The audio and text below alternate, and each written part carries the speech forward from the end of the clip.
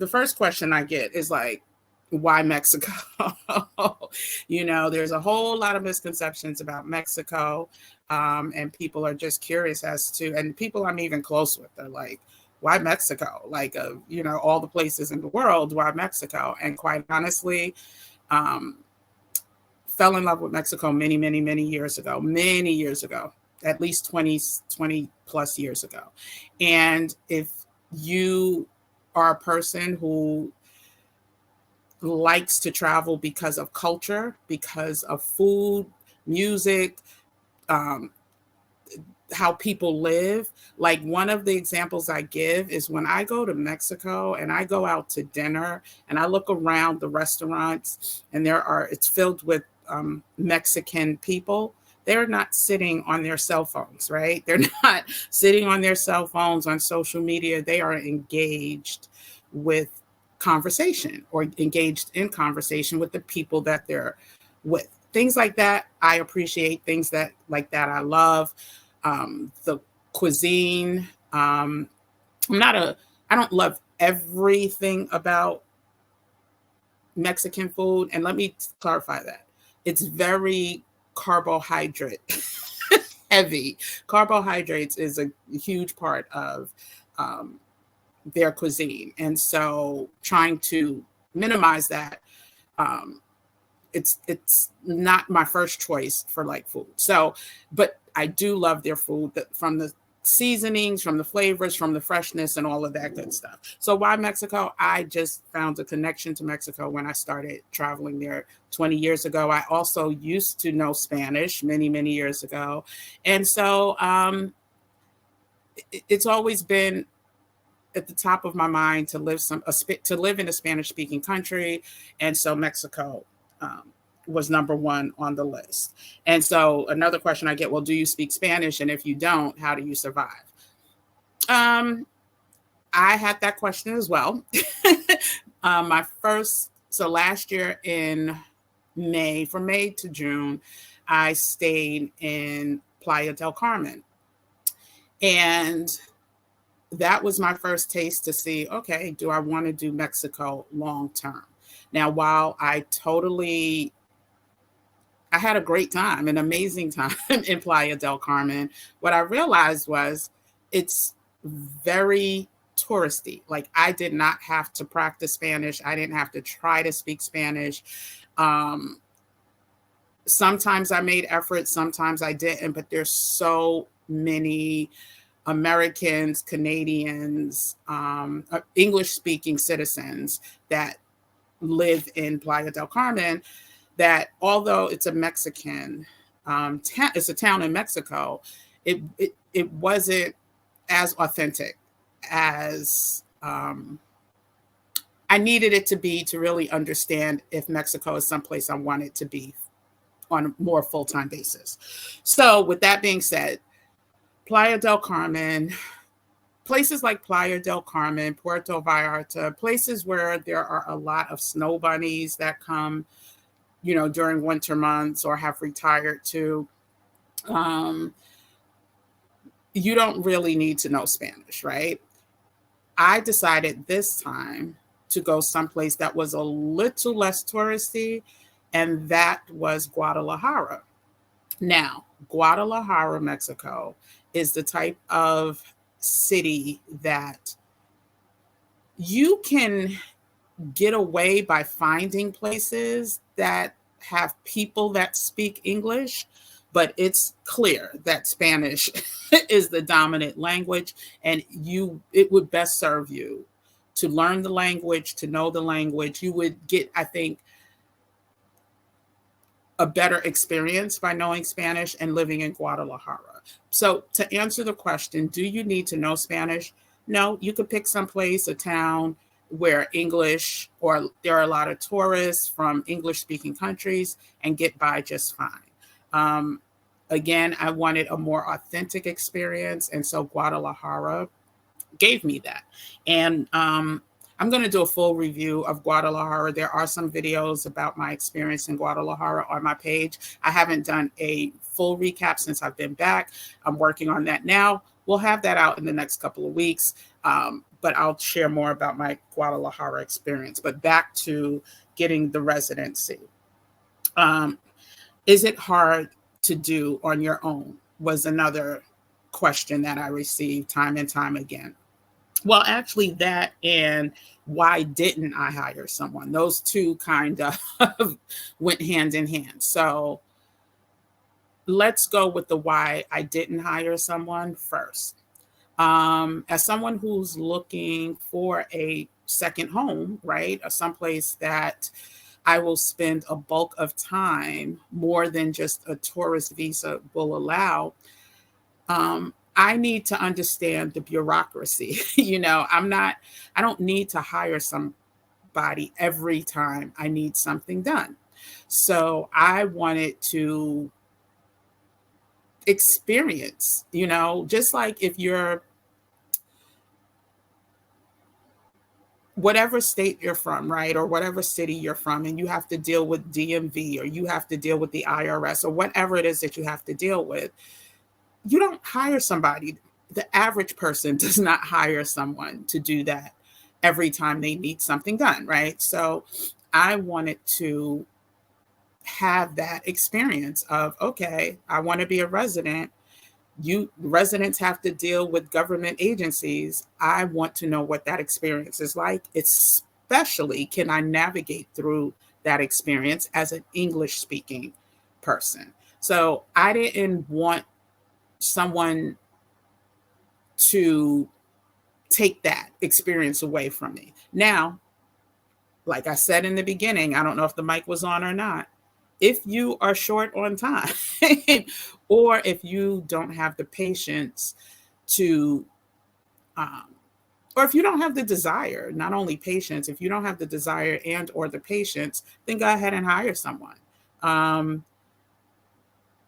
Knowing what I know now, if I had to do it again, I would have probably hired someone, but it's only because I didn't know something. It was something that I didn't know that caused the hiccup in the process, right? So had I known, had I been aware prior to me going, and like I said, I got there literally with a couple days to spare before my visa expired. My temporary resident visa was going to expire in a few days. And so had I known what I know now about the process when your visa is about to expire, I probably would have hired somebody.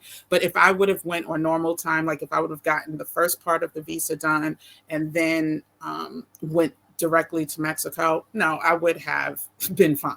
So I'll get more into details about that. But why didn't I hire someone? I really, really wanted to experience the process on my own. And I had the time. I was boycotting winter, so I had the time. I didn't think it was going to take as much time. But again, I'm glad I went through the process because now I can share with the world some things that, weren't shared or that I did not see when I was doing my research. And so is it hard to do on your own? It's not hard. Hard is not the word that I would use. Bureaucracy in Mexico, you may have heard about, but it is on a different level. They are on their own time. It is not your time. It is not anyone's time, but their own time. And so hard is not the word. And some people who, arrived after I did, in and out, no problem hiring somebody. But bureaucracy is bureaucracy. And one of the gems that I'm going to share right now is there's a couple things that I was not aware of. One, I talked about the closeness of my resident visa expiring, but also I would not have done it the time of year that I did it. So I got to to Guadalajara in January, the height of snow bunny season, right? The height of when there's so many tourists and vacationers and people who are there for the first quarter to first half of the year, which means the government offices are flooded And not just with residency, they handle everything. They handle, birth certificates, they handle car registrations. The list goes on and on and on. So the time that I went, there was a backlog. And then the offices, the immigration office in Mexico closes like a week before Christmas and doesn't open until like days after New Year's. So that the work just stops. It just completely stops. And so when they come back is around the time that I arrived. And I literally, that was like a bottleneck, right? So the fact that it's high season for them, for, people who are escaping winters and people who are on holiday, the office is closed. These are things that I did not take into account. The office is closed, and would not recommend, like, if you only are there for a short amount of time, try to not even think about getting residency complete during the holidays. And so then like I said, when I got there, I had to wait 3 weeks for an appointment because that's how backed up they were. So was it hard to do? No, but there were a lot of things that I wish I would have known that would have probably made it quicker. I could have handled things a lot faster. Not necessarily easier, but faster.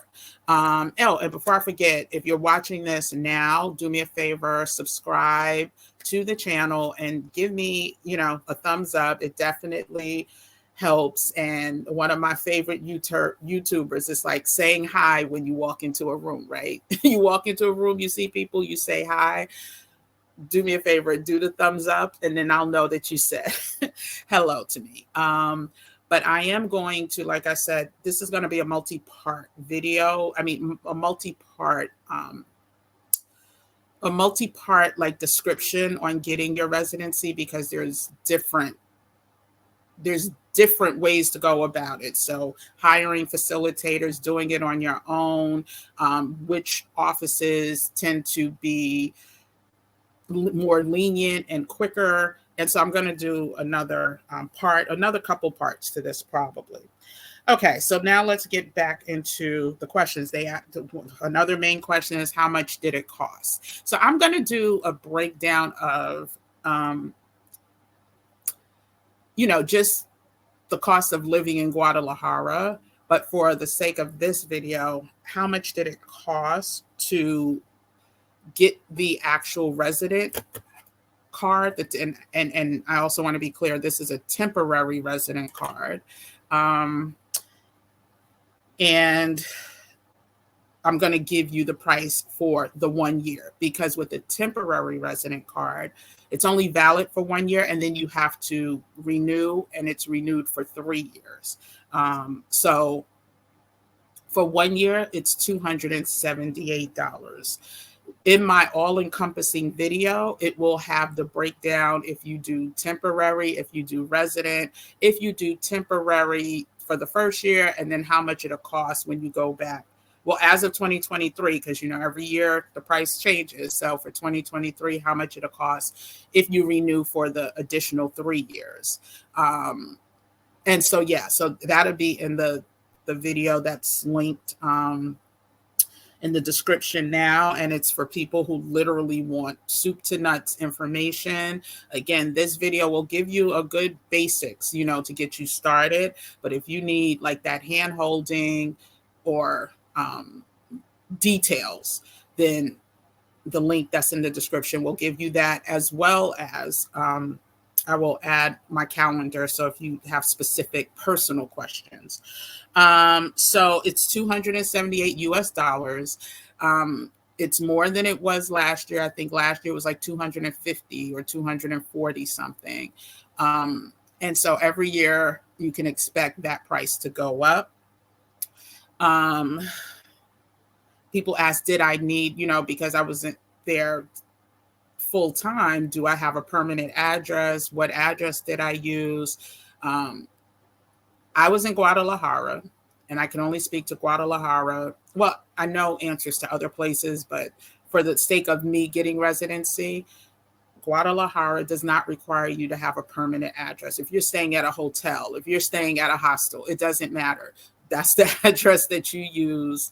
And then when you go to renew or when you change your address, then you're supposed to notify them. So you don't need a permanent address. You don't need a water bill. You don't need a light bill in Guadalajara. You just need the address of the place that you're staying. So I know many people that use the hotels or hostels that they were staying in. And so I was staying in a rental, and that's the address that I used. I also want to be clear that I received residency, not citizenship. A lot of people, when they ask their questions, they started out, so when you got your citizenship, no, I am not a Mexican citizen. I am a citizen of the United States of America who also happens to be a resident of Mexico. And those are very different. And if you want to know more about that, put that in the, comment section, and, I'll answer that question later. But they're two totally different things. I'm a citizen of the United States of America. And the path to citizenship in any other country is much more difficult than becoming a resident. So resident just gives you there's other benefits that I could go over, but the main benefit is you don't have to worry about your visa expiring and you having to leave the country. You can stay in the country. That is your residency. That is where you reside as well as, your home. And for me, that's the United States. So I am a temporary resident of the state of the country of Mexico. I am not a citizen. So that's another thing. So just make sure you're clear when you're when you're researching what it is that you want to do. If you want to become a resident, if you want to become a citizen, which gives you voting rights and a whole lot of other rights, then that's, up to you. As a resident, I'm able to, buy property, open a bank account. As a temporary resident, I'm not allowed to work there, but there's a whole lot of other benefits that comes with being a resident. And let's see. Oh, there was another question. I just want to go in some type of order change. And if you have a question, go ahead and, type that as well. I'll try to answer it. So yeah, why residency versus a typical visa? That I kind of explained that. Residency gives you permission to stay in a country legally. That's key, legally. There's a lot of illegals in Mexico.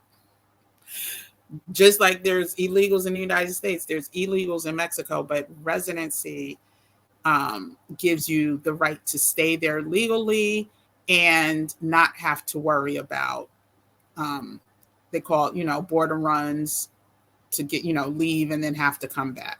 And as an illegal resident, you can get put in jail in Mexico and fined. So, so why not just a visa? It gives me the flexibility to stay as long as I want. And when you come into Mexico, even though it is assumed that you will get 6 months visa, a 6 months visa approval on arrival, there are people that have gotten 30 days, 15 days. It is at the discretion of the border agents, and it is what it is. If they decide to give you 30 or 15 days and you plan to stay for a month, guess what? You got to leave and come back and then hope they approve you for another 15 days at minimum, but it's at their discretion. So, and then ultimately, buying property and residing there is the goal.